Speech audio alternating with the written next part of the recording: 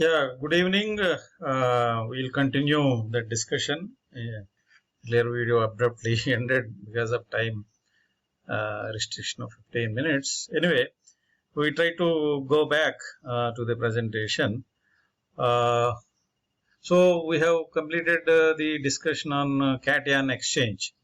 Okay, now the waterlogging and soil salinity. Here, how this waterlogging is really affecting the soil salinity, that discussion we will have. It was observed that the salt problem in high water table areas is mostly governed by the amount and intensity of rainfall. Naturally, because rainfall is the primary source of water, either surface or ground, and along with it carries the surface water or groundwater, the salts. Okay, in the monsoon season, when water table rises and comes near the surface, the land is temporarily waterlogged, due to which salinity is reduced. In fact, during the monsoon season, when this water table is raised, okay, comes almost near to the surface, and land is temporarily waterlogged, due to which salinity is reduced because of dilution. But after the rains and with the onset of winter, okay, after the rains or with the onset of winter, what is happening? Water is lost by evaporation and salts are deposited on the surface. See, when the monsoon is over and winter is set in and all the water goes down, that temporarily built up water table, and expose it to evaporation of the soil, and then this slowly the salts crops up on the surface of the soil. During the cropping period of winter crop, such lands are irrigated and the salts present in the soil profile move up and down. Again, what will happen during the Rabi season? You will be irrigating. So again, you are adding water, means this some salts goes down. And this is a problem for moving up and down. Like that, overall, most of these soils are enriched with some kind of, salts only. Okay, consequently, what is happening? The total soil salinity is controlled by the period of waterlogging, water transmission characteristics of the soil, the salt content of the groundwater, and the evaporative conditions of the region. So these are the many things that all depends upon the salinity of the soil, particularly during the waterlogging conditions. See, it all depends upon how much period it is waterlogging, and then water transmission characteristics through the soil. Then, of course, the salt content of the groundwater when you are doing irrigation during Rabi season. Normally, in Rabi season, we do irrigation with the groundwater. So, and then evaporative conditions. If it's arid region, then definitely the salts are more accumulated. So, definitely waterlogging contributes to the salt problems several times. Definitely, topography of the land also modifies the ultimate soil salinity. If the topography is somewhat more slopy, then it does not matter. But if it is very plain land, then definitely waterlogging will enhance the soil salinity. Okay, then let us go reclamation and management of salt affected soils. Okay, so far you have seen the salts accumulation due to various reasons, its origin, its transportation to the low-lying areas, and then waterlogging. All these things contribute.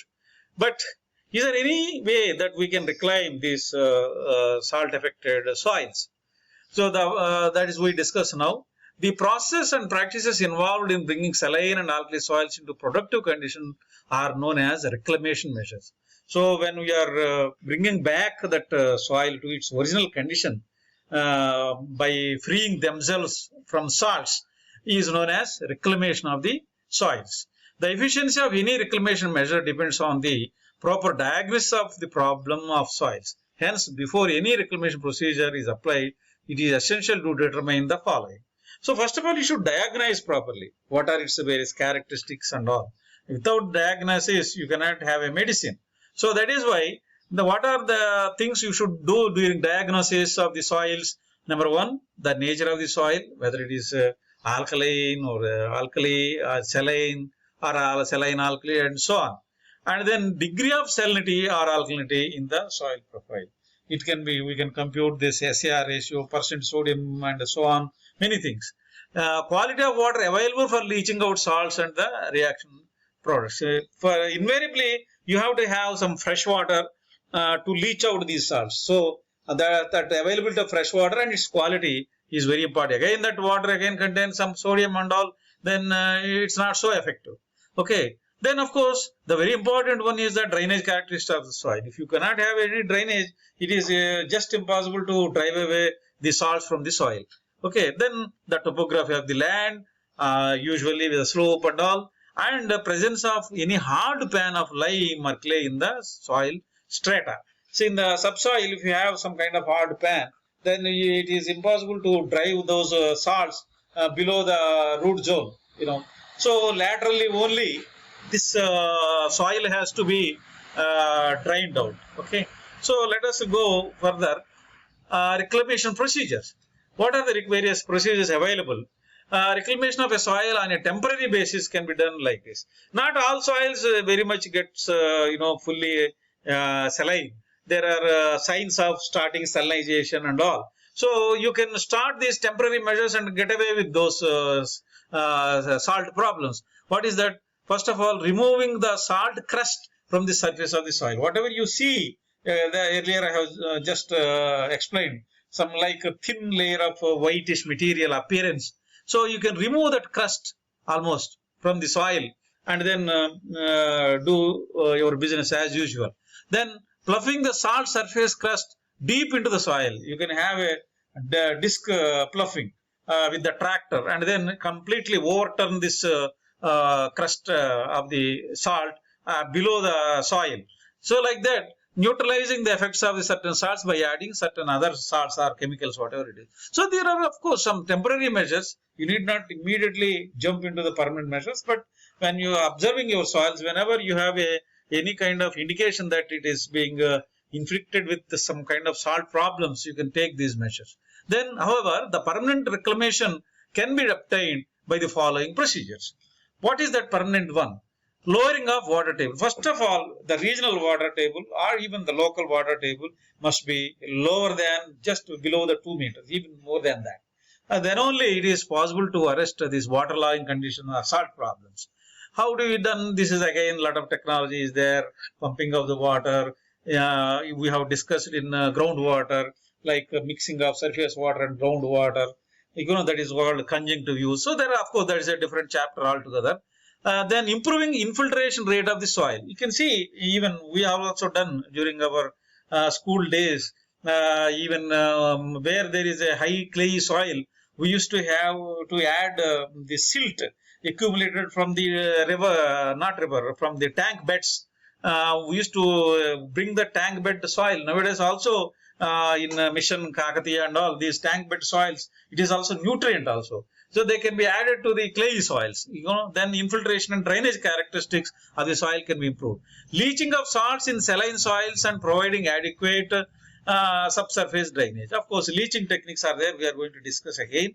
And then providing adequate subsurface drainage. This is all along that we have been advocating. If you do not have a proper drainage for irrigated agriculture, it is impossible to maintain that for a quite long. Okay. So replacing exchangeable Na by Ca salts and removing the replaced products and suitable management practices. See, naturally, ultimately, who is the culprit? Our villain is the sodium. Of course, even for our body also, villain is the sodium.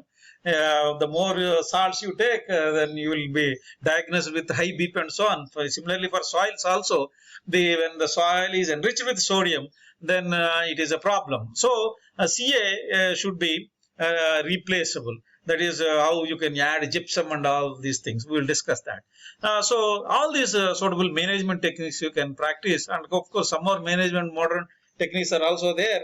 Anything, the fundamentals are like this. Basically, you have to remove those salts either by leaching in the case of saline soils or by adding some chemicals or gypsum in the case of sodic soils or alkaline soils. Let us go those techniques now.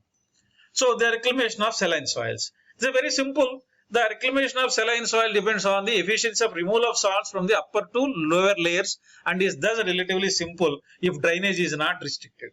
If you are having a proper drainage within the subsoil, I don't think it is a big difficult, because you have to wash that soil very frequently with fresh water, that's all. But water should be available. That is always a major impediment for arid and semi-arid regions. So the simplest procedure is to flood the field after making ridges or levees at the boundaries. So you make plots, you fill that plot with fresh water heavily.